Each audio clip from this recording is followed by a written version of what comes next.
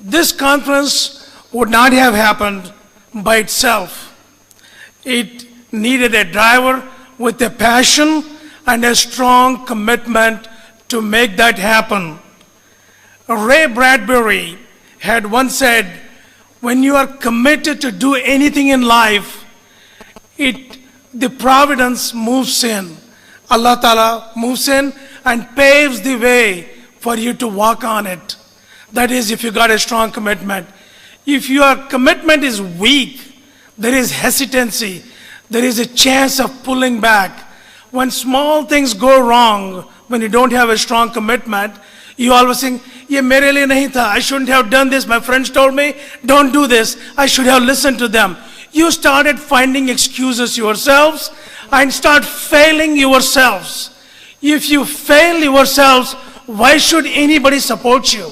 You shouldn't begin it. So commitment is a key to do whatever you want to do in life. On the other hand, if you have a strong commitment, Jaise Tariq bin Ziyad, burn the ships and go forward. When you have that, your attitude changes. And that is, when you see some problems in life, as you're moving forward, you don't think that as a hurdle. You think as a stepping stone, I have to do this, that to get there. That would be a complete change of mindset when you have a strong, firm commitment. Let's give a big round of applause for that commitment by Dr. Shahs, his staff, volunteers, and the management of AMU for their strong commitment and support to make this thing happen. Aghaaz to acha hai, anjam bhi acha hi hoga, but we have to shape that anjam. It is not going to happen by itself. Congratulations, Dr. Shah. This is a conference you are called for. We are at the crossroads of the history.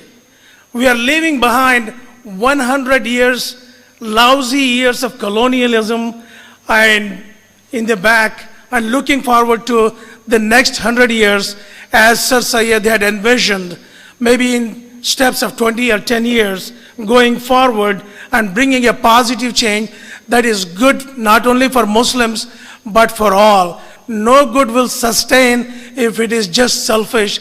It has got to be unselfish, and everyone has to receive that good for that good to sustain. And it all begins with freedom. Freedom is the key to everything. When God created Adam and Eve, He gave them choices, options. And the options were to eat the forbidden fruit. What are the consequences? And if you don't eat, what is the situation? And what did Adam and Eve do? They go eat the forbidden fruit. God knew very well that they are making a mistake. God did not stop them. God did not slap Adam and Eve. Stop it. He let them do it. God gave them the choice to do it, and He let them do it freely. And our freedom begins from that very moment. God started this business of freedom, and for us to continue from that point forward. And a few things to think about as Muslims. One of the biggest flaws I see as a Muslim, when I go to any mosque, maybe I have not been to Aligarh Mosque here, but most mosques I have seen the same flaw repeated time after time. And that is to believe in Akhira. That is cheating the present. God has given us this life to live it to the fullest possible extent. How can we cheat today for something in the future? If you do the right thing, take the right steps, the future is there for you.